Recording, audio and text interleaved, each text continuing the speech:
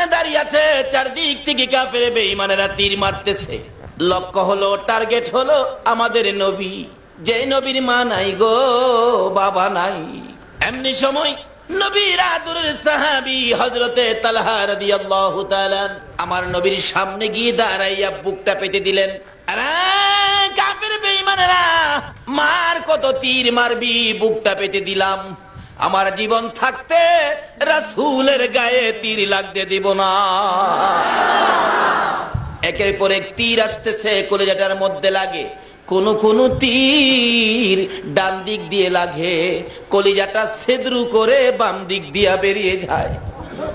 আমার নবী ডাকে, তালহা রে, আর কত তীরের আঘাত খাবি? হুজুর, বিন্দু মাত্র রক্ত আমার শরীরে থাকতে রাসূলের গায়ে আঘাত লাগতে দেব না। রক্ত জমিন বাসতেছে, জমিন ভিজতেছে। এমনি সময় আমার নবীর সামনে দাঁড়িয়েছিলেন হযরতে তালহা, দুই কদম সামনে চলে গেলেন। রাসূল বলেন, তালহা রে, সামনে কেন যাইতেছো? তালহা বলেন, ইয়া রাসূলুল্লাহ, ওই যে দেখেন উপর থেকে একটা শক্তিশালী কাফের তীর মারতেছে, আমি যদি আপনার পাশাপাশি লাইগা থাকি, হুজুর গো, আমার মন বলে আমার কলিজাটা ছেদ্রু করে পিছনে যাইয়া আপনার গায়ে লাগতে পারে। হুজুর, আমার মতো লাখো তালহার কলিজা ছেদ্রু হতে পারে গো, আবার রাসূলের গায়ে লাগতে দিব না। এমনি করে তীর তালহার কলিজাটার মধ্যে লেগে গেছে, পিছন দিয়ে তীরটা বেরিয়ে গেছে, অল্পের জন্য রাসূলের গায়ে লাগে না। আমার নবী বলেন, তালহার দুইটা চোখের পানি বেরিয়ে গেছে। হুজুর, আর কলিজা মানাইতে পারি না। আমার নবী বলেন, তালহারে আয়, আমার পাশে আয়। নবীজি তীরগুলো টেনে টেনে খুলতেছেন আর গনতেছেন। রাসূল বলেন, খুলি আর গনি, গনে গনে দেখি ৭৯টা তীর তালহার কলিজার মধ্যে লাগছে। এইভাবে নবীর উম্মতেরা যুদ্ধের ময়দান রক্ত দিয়ে বাসাইয়া দেওয়ার কারণে আমার আল্লাহ এই নবীর উম্মতের জন্য বড় বড় পুটলা করে বাজেট দিয়েছে। জোরে জোরে কোন সুবহানাল্লাহ। আমরাই তো এই বাজেট পাবো, কারণ আমরার পরে তো আর এই বাজেট নেই না নাই। আমরাই তো শেষ নবীর উম্মত, আমরাই তো উম্মতের পালার শেষ পালা, কাজে আমরা বাজেট পাবো, কিভাবে নেব? ইল কিতাবের মধ্যে দেখেছি, যেটা ঈসা আলাইহিস সালামের উপর নাজিল হয়েছে। ইনজিল কিতাবের মধ্যে আছে, ঈসা নবী উম্মতের সামনে ওয়াজ করতেছেন, সাবজেক্ট হলো আখিরি নবী। আসলে সকল নবীর ওয়াজের সাবজেক্ট ছিল আখিরি নবী। আসলে সমস্ত পৃথিবী সাজানোর কারণটা হলো আখিরি নবী। আল্লাহ বলেন, সমস্ত পৃথিবী প্যান্ডেল করেছি, মক্কা নগরকে স্টেজ করেছি, আর মা আমেনার কুলকে আমি আসন বানাইছি, যে আসনে আমার বন্ধু ব্যতীত আর কেউ বসতে। একের পর এক নবী দিয়ে এই নবীর আগমনের খবর বার্তা পাঠাইছে। দেখা গেল শীষ নবী বলতেছেন, আখিরি নবীর সাবজেক্টের আলোচনা। উম্মতেরা সামনের থেকে বলে, হুজুর কি বলতেছেন আপনি, কবে আসবে আখিরি নবী? আপনার কথা কন না, এই নবীর সামনে কি আপনার দাম নাই? শীষ নবী কয়, শোন উম্মতেরা শোন, যিনি আসতেছেন আখিরি নবী, ওই নবীর সামনে আমার দাম কতটুকুন? ওই নবীর পাও মুবারকের স্যান্ডেলের ফিতার টাইনা খোলার ক্ষমতা আমি ঈসা নবীর নাই। তাইলে সকল নবীর সাবজেক্ট ছিল আখিরি নবী, আমরা যে নবীর উম্মত। আজকে যারা মাহফিলে বসে আছেন নবীর পক্ষে, হাসরের দিন কি মজার অনুষ্ঠান হবে। নবীজির বেহেশতের মধ্যে 3টা মেয়ের সাথে, জালালাইন শরীফের ঘটনা, 3টা মেয়ের সাথে নবীজির বিবাহ হবে, আর সেদিন নবী হবে জামাই, দুলা। আপনারা থাকবেন এই জামাইয়ের লগের যাত্রী, বেহেশত। সকল নবী রাসূল থাকবে মেয়ের পক্ষের মেহমানের মতো, আর আপনারা থাকবেন ছেলে পক্ষের মেহমান, জামাইয়ের পক্ষের মেহমান। আচ্ছা কোন তো, বিয়ের দিন মেয়ের পক্ষের মেহমানের পাওয়ার বেশি থাকে না জামাইয়ের পক্ষের মেহমানের পাওয়ার বেশি থাকে? কবরও যাইও দেখবেন আমরারই পাওয়ার বেশি, হাসরে যাইয়া দেখবেন আমরারই পাওয়ার বেশি, বেহেশতে যাইয়া দেখবেন আমরারই পাওয়ার বেশি। আবার দুজুহ যদি 2-4টা লইয়া জাগা, দুজুহ যাইয়া দেখবেন আমরারই পাওয়ার বেশি। কিভাবে? সামনে আসতেছে 3টা মেয়ের সাথে বিবাহ হবে নবীজির, আর যদি এই অনুষ্ঠানে জামাইয়ের পক্ষে গিয়ে উঠতে পারেন, ঘন্ট দাম কি হবে আল্লাহ। যাই হোক, কোন তিনটা মেয়ের সাথে বিবাহ হবে তাফসিরে জালালাইন শরীফের মধ্যে আসছে। প্রথম মেয়েটা হবে ফেরাউনের বিবি আসিয়া, দ্বিতীয় মেয়েটা হবে ঈসা নবীর মা মরিয়ম, তৃতীয় মেয়েটা হবে মুসা নবীর বোন কুলসুম। এই তিনটা মেয়ের সাথে নবীজির বিবাহ হবে, আর এই অনুষ্ঠানের যাত্রী হব আমরা। আল্লাহু আকবার বলুন না। কিন্তু এই নবীর সাথে বন্ধুত্ব করে নাকি নবীর সাথে দুশ্মনী করে? বন্ধুত্ব করে। দুশ্মনের রাসূল হইয়া নাকি আশেকের রাসূল হইয়া? আশেকের রাসূল হন, নবীর পক্ষে আসুন, নবীর কথাগুলি মানুন, তাহলে এই অনুষ্ঠানগুলিতে থাকবেন। বলতেছিলাম সকল নবী রাসূলগণ আশেকের রাসূল ছিলেন। আলহামদুলিল্লাহ। ডাকতেছে আদম আলাইহিস সালাম, বলতেছেন এ বাবা শীষ, জানোস না তো বেটা কিছু খালি খামাহা করস ফিস ফিস। ওই নবীর সাথে, ওই নবীর পাশে, ওই নবীর সামনে আমি আদমের কি দাম হবে রে? ওই নবীর সাথে তো কোনো তুলনাই নাই। ওই নবীর উম্মত যারা হবে, ওই নবীর উম্মতের মধ্যে এমন 5টা গুণ থাকবে, যে এই 5টা গুণ আমি আদম নবীর মধ্যে নাই। আচ্ছা, শীষ নবীর মাথা গরম হইছিনি? আব্বা আদম কোন কি যা কইতাছি রে বেটা, ঠিকই কইতাছি। এই নবী যদি না হইতো আমি আদমও হইতাম। কোন কি আব্বা? আচ্ছা, ওই নবীর উম্মতের 5টা কি কি গুণ হবে বলুন তো? আদম নবী ওয়াজ করতেছে। 1 নাম্বার গুণ, ওই নবীর উম্মত যত গুনাহই করুক না কেন, গুনাহ করতে করতে আকাশের নিচে জমিনের উপরে থুইবার জায়গা নাই। এই পরিমাণ গুনাহ করেও যদি 2টা হাত বাড়ায় খালি কয় খোদা গো আমি কাজটা ভালো করি নাই, আমারে মাফ করে দেন, বলতে দেরি হবে, মাফ করতে দেরি হবে না। আর আমি আদম নবীর 350 বছর ঘুরাইছি। কথাটা কি বুঝাইতে পারছি? 1 নাম্বার শীষ নবী কই বাবা। 2 নাম্বার, ওই নবীর উম্মত যেখানে গুনাহ করে মাপের জন্য কোনখানে যাইতে হবে না। দোকানে বসে গুনাহ করেছে, ক্ষেতের লাইলে বসে গুনাহ করেছে, খালি মাপ চাইবো, এখানে মাপ করে দিব। আমি আদম মাপ পাওয়ার জন্য সমস্ত পৃথিবী ঘুরছি, অবশেষে আরাফাতের ময়দানে নিয়ে মাপ দিছি। 3 নাম্বার গুণ, আব্বা কন্ত, ওই নবীর উম্মত যত গুনাহই করুক না কেন তাকে বাড়ি থেকে বাইর করে দিবে না। আচ্ছা, আপনারা নামাজ পড়েন না, গুনাহ করেন দেখা চট্টগ্রামের বাসা বাড়ি থেকে আল্লাহ কি কাউরে বাইর করে দিয়া মহেশখালী ফালাইছে? কইতে পারবেন? এই যে তো গুনাহ করেন, আদম নবী কয় আমারে সামান্য অপরাধের জন্য আমাকে তোর মারে সহ গাড় ধরে বেহেশতে বাইর করে দিছে। হেরা কোটি কোটি গুনাহ করবে তবু বাড়ি থেকে বাহির করবে না। বাবা 3 নাম্বার গুণ। 4 নাম্বারটা কোন? শোন, ওই নবীর উম্মত যত গুনাহই করুক না কেন তার কাছ থেকে তার বিবিকে দূরে সরায় নিবে না। আমার কাছ থেকে তোর মা হাওয়ারে কই নিয়ে যে ফালাইছে খুঁজাও পাই না। বাবা 5 নাম্বার গুণ, ওই নবীর উম্মত যত গুনাহই করুক না কেন তার পরনের কাপড়গুলো খুইলা নিবে না। কিন্তু আমি আদম তোর মা হাওয়া সহ আমাদের পরন থেকে বেহেশতি পোশাকগুলি খুইলা লয়ে গেছে। আদম নবী বলেন আমরা 2 জন উলঙ্গ হইয়া লজ্জায় ঘুরতেছি, গাছের কাছে যাই, গাছ 2টা পাতা দেস না, আমরা লজ্জা ঠান্ডা একটু ঢাইকা রাখি, কোনো গাছে দেয় না। আল্লাহ পোশাক নিচে গা, আমরা পাতা দিমু। কিন্তু যাইতে যাইতে যাইতে যাইতে খেজুর গাছের কাছে গিয়া কান্দা শুরু করছে।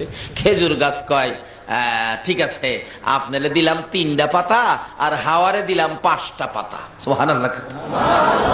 যে এই জন্য দেখেন এই 3 পাতা আর 5 পাতা এখনো এটা বাজেট, এটা এখনো রয়ে গেছে।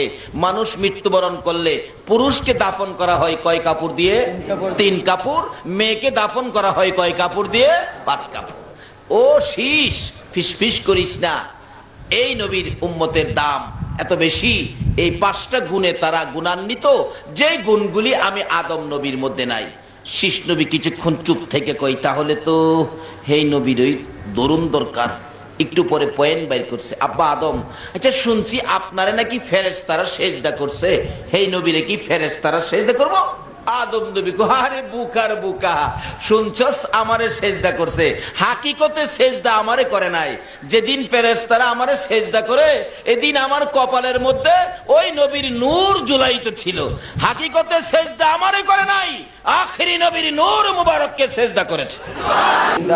নবীর জন্য হও রে পাগল, ও হে নবীর আশিক সকল, নবীর জন্য হও রে পাগল, ও হে নবীর আশিক সকল, পার করিবে দয়াল নবী রোজ হাসর ফুল সিরাত, পার করিবে দয়াল নবী রোজ হাসর ফুল সিরাত।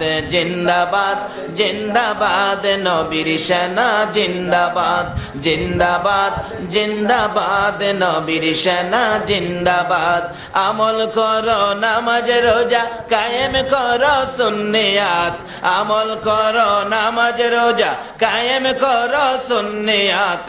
জিন্দাবাদ জিন্দাবাদ নবীর সেনা, জিন্দাবাদ জিন্দাবাদ জিন্দাবাদ নবীর সেনা, জিন্দাবাদ। বলতেছিলাম হযরত আদম আলাইহিস সালাম সাবজেক্ট নিলেন আখেরি নবী, বুঝাই দিলেন নবীর উম্মতের পাওয়ার। যদি এই পরিমাণ পাওয়ারের ওয়াজ আদম নবীর থেকে নিয়ে হযরত ঈসা পর্যন্ত সকল নবীরা আমাদের ওয়াজ করে, তাহলে আমাদের আওয়াজটা বড় হওয়ার দরকার আছে না? জোরে সোরে গর্জিয়াস কণ্ঠে আবারও বলুন আলহামদুলিল্লাহ, মাশাআল্লাহ, আলহামদুলিল্লাহ। কি গর্জিয়াস আওয়াজ। আচ্ছা, এই যে শুকর আদায় করলেন, আমার আল্লাহ শুনছেনই। কুরআন শরীফে আল্লাহ ওয়াজ করছে, লাইন শাকারতুম লাযিদান্নাকুম ওয়া লাইন কাফারতুম ইন্না আযাবি লাশাদীদ। আল্লাহ বলেন, যারা আমার নিয়ামত পায়, আমার শুকর আদায় করবে, আমি আল্লাহ তাদেরকে নিয়ামত বাড়ায়া দেন। তাইলে আপনারা যে শুকর আদায় করলেন, আল্লাহ কি পরিমাণ নিয়ামত বাড়াইলো এটা জানা দরকার না? খোদা গো কি দিলেন আমরা রে। আল্লাহ এখন বলতেছেন, ফেরেশতারা তোরা খাতার মধ্যে লেখ, আজকের এই মাহফিলের সকলকে যারা আমার শুকর আদায় করেছে, আমি তাদের জন্য 3টা পুরস্কারের বাজেট দিয়ে দিলাম। অন্য সকল নবী রাসূলের উম্মতের বাজেট দিতেন একটা, কিন্তু আখেরি নবীর উম্মতের বাজেট দেয় 3টা। কারণ এটা শেষ কাটাইল্লা, তো কম দিলে যদি না মানে মানে না তো। দেখেন শেষ কাটাইল্লা পোলা পান, বাবাই জিলাপি আনছে আধা কেজি, দিছে পোলার মার কাছে, এরকম হয় না?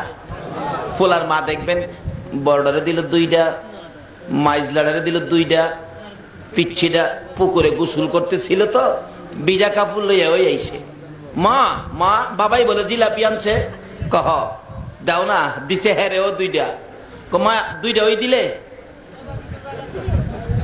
তোর বড় বাইরে দিলাম 2টা, মাইজলারে দিলাম 2টা, তোরে দিলাম 2টা, বেশ কম করলাম। কই বড় বাইরে 2টা দিতে পারোস, মাইজলা বাইরে 2টা দিতে পারোস, লাগে আমি শেষ না মায়া, আমারও 2টা দিবি? আচ্ছা মা 2টা দিছ, যে আরো আছে? কহ আরো আছে তো। কথা আমার পরে কি তোমার আর কোনো বাচ্চা আছে? কনা নাই তো। কথা হেগুলি মা কার লাগে রাখছস? দিয়ালা মায়া উঠলা না। এর কথার পয়েন্টে শেষ করে বাতা পুরাতা হয় না, এই কথার পয়েন্টে মা খো খাই হাই কি করবো, নে উঠলা হইলে যা। তা আল্লাহ আর কার লাগে রাখবো? এই নবীর উম্মতের ঘরে আর উম্মত আছে? আল্লাহ কো সব উঠলা বন্ধু গো, তোমার উম্মতের দিয়া দিলাম। আরে মুহ কই লইতো না কোরআন শরীফ। কোরআন শরীফে খুইলা দেখবেন কয়েক জায়গায় ঘোষণা দেওয়া আছে, বেগয়রে হিসাব, হিসাব ছাড়া বাজেট। কারণ আর হিসাব করে কার লাগে রাখুন বন্ধু গো, তোমার উম্মতের দিয়ে দিলাম। এরপরে আইতাছে সামনে রমজান, রমজানের ভিতরে একটা বাজেট দিচ্ছে, সকলেই জানেন, লাইলাতুল কদরি খায়রুম মিন আলফি শাহর। রাত্র একটা, নাম কদর, বাজেট হলো 1000 মাসের চাইতে আরো বেশি। এখানে প্রশ্ন আসতে পারে, হুজুর কোরআন শরীফে 1000 উল্লেখ করলো কেন? যেদিন কোরআন শরীফের এই আয়াত নাজেল হয়, তখন মক্কা নগরের মানুষ 1000 পর্যন্ত গণনা জানতো, এর বাইরে গণনা জানতো। এই জন্য 1000 উল্লেখ করে বেশি লাগাইয়া থইছে। যদি পৃথিবীর বিজ্ঞান গণনা আরো বেশি আবিষ্কার করে, তাহলে 1 লক্ষ করছে, 1 লক্ষর চাইতেও এই কদরের বরকত বেশি। যদি 1 কোটি গণনা করে, আল্লাহ কই 1 কোটির চাইতেও বেশি। ছোট সময় দেখছেন না আমরা যে খেলতাম, কেউ কই 15, 16, কেউ কেউ 20, কেউ কেউ 40, এর মাঝে মাঝখানে একটা চালাক ছেলে দেখবেন কইয়া বই, তোরা যা কইবি হগলের চেয়ে আমার এক বেশি, কয় না কইছে না শুরু তোরা হগলের চেয়ে এক বেশি। আল্লাহ তো পৃথিবীর বিজ্ঞান গণনা আবিষ্কার করবে, গণনা আবিষ্কার করতে করতে করতে করতে যেখানে গিয়া পৃথিবীর বিজ্ঞানের গণনা শেষ, এর চেয়েও কোটি কোটি গুণ কদরের বরকত বেশি। কত বেশি? আল্লাহ কয় এটা আমি আল্লাহ ছাড়া আর কেউ জানে না। এই কিসিমের বাজেট আখিরি নবীর উম্মতের। কেন?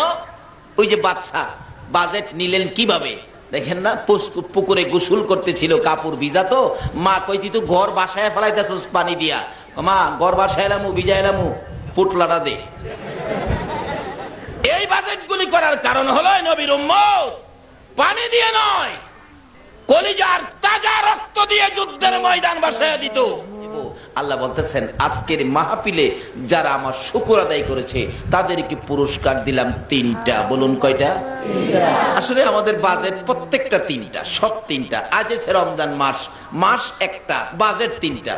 আউয়ালুহু রাহমাতুন ওয়া আওসাতুহু মাগফিরাতুন ওয়া আখিরুহু ইতকুম মিনান নিরান। এক মাসে 3 কিসিমের বরকত। সুবহানাল্লাহ। প্রত্যেকটা বরকতের 3 কিসিম করে দিছি।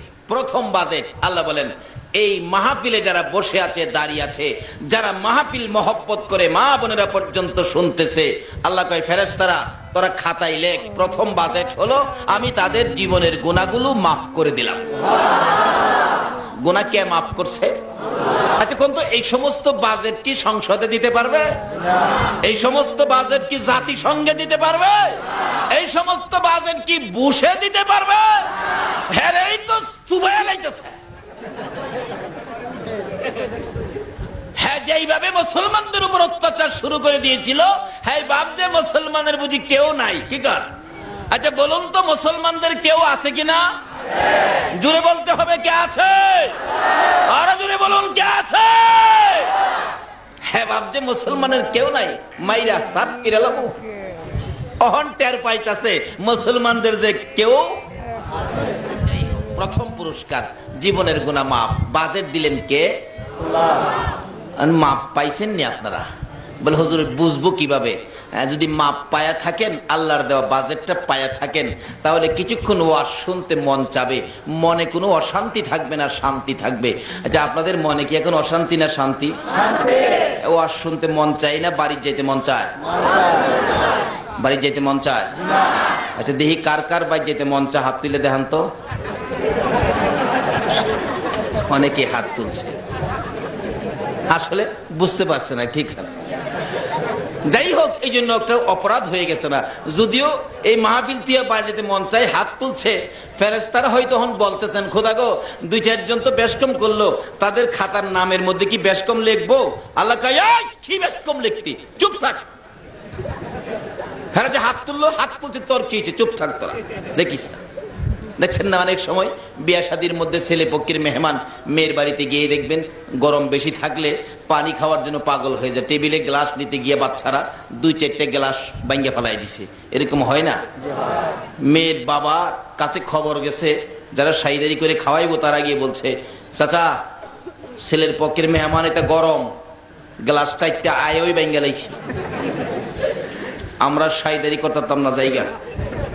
মেয়ের বাবাকে দেখ একটা কথা কইস না, ছেলে পক্ষের হেরা গ্লাস 4টা ভাঙছে, লাগে আমি 8টা কিনা দিমু, কথা কই যাচ্ছি না, হেরার সাথে কোনো কথা নাই।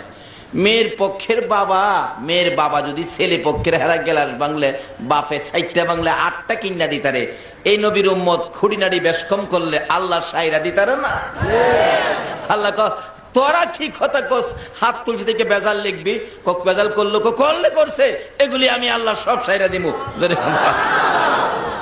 অন্যান্য নবী রাসূলের উম্মতের অপরাধ হইলে হেরা পাগল পাগল হয়ে যাইতেন, কিভাবে অপরাধের ক্ষমা নিব, আর খালি রাস্তা খুঁজতো, কোন রাস্তায় ক্ষমা নিব।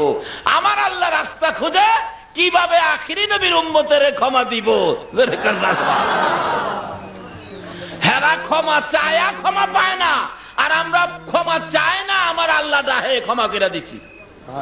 কোরআন শরীফ কুল ইয়া ইবাদিয়াল্লাযীনা আসরাফু, জিগেন আলেম ওলামারা, قل يا عبادي الذين أسرفوا على أنفسهم لا تقنطوا من رحمة الله إن الله يغفر الذنوب جميعا إنه هو الغفور الرحيم ঘোষণা দেয় আল্লাহ জোরে কোন সুবহান।